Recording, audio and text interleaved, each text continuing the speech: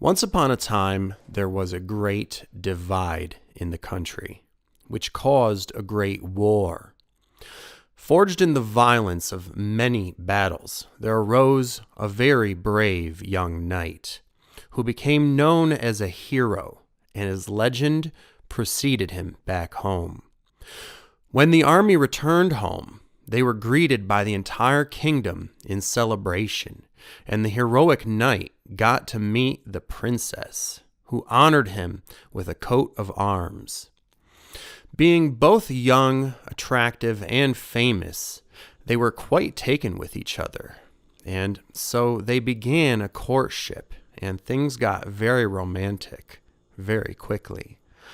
However, the princess's parents, the king and queen, were against it, as they wanted her to marry someone else at her own station. They had in mind a specific prince from another nearby kingdom, and told her that the knight, though a hero, was too lowly for her to marry and would do little for her royal status. But as she told them, she was falling in love with the knight, and those feelings were not going away. So she ignored the wishes of her parents and instead followed her heart, eventually marrying the brave knight and making him prince of the kingdom. The prince and princess lived in domestic bliss of being a happily married couple for a few years, but over time, those feelings of being madly in love with one another faded into the mundane monotony of adult life. After a decade together, they found that, like the rest of their country, they had simply grown apart. The passion and romance was no longer there in their marriage, and they barely even saw each other anymore. The prince, on the one hand, wanted to try to reignite the spark because he knew that they cared for each other and had vowed to be together forever, and felt that they could get back the passionate love they once shared if they just tried. But the princess, on the other hand, did not seem to want to put in the effort to save their marriage. And this was because, over the years, she had allowed her parents to persuade her against her prince, who were still trying to convince her to marry another prince from another kingdom who would be able to grant her more status and resources. And so eventually, she gave in and agreed to divorce her current husband in order to remarry.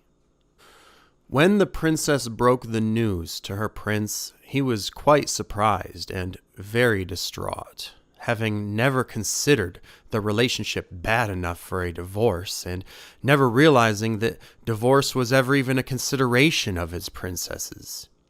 He, of course, still wanted to try to get the chemistry and romance that they had lost back and make the relationship work, and he promised to return to the chivalrous courtship that they once had when they first fell in love.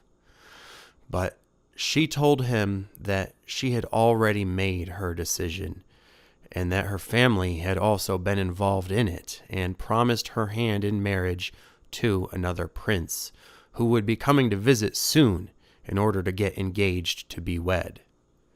Her prince was devastated, heartbroken, which she could plainly see, and still caring for him, she told him that she was sorry it had come to this, and that she wanted to part amicably, and would always remember their time together fondly, and she wished to have one last intimate dinner together that Saturday, just the two of them, so that they could remember the good times and try to get some sense of closure.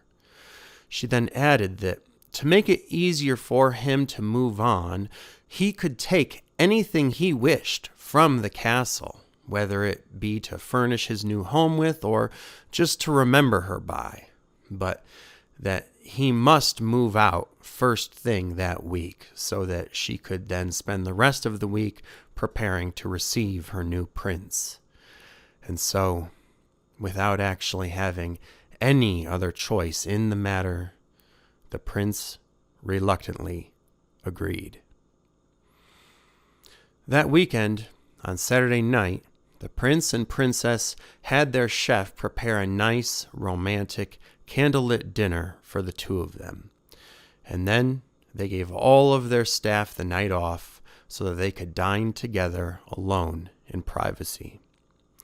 The prince selected some very special bottles of champagne, wine, and spirits to open, and as they ate, he would bring up things he remembered from their relationship and began making toasts and prompting the princess to drink with him.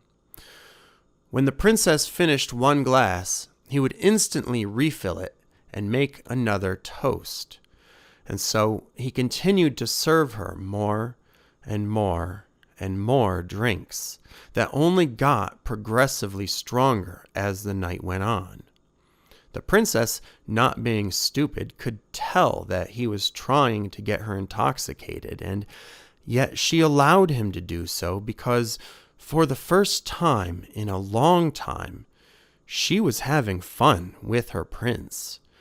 So much fun that it reminded her of how joyful she had felt during their initial courtship, and she relished in getting a taste of those feelings back again.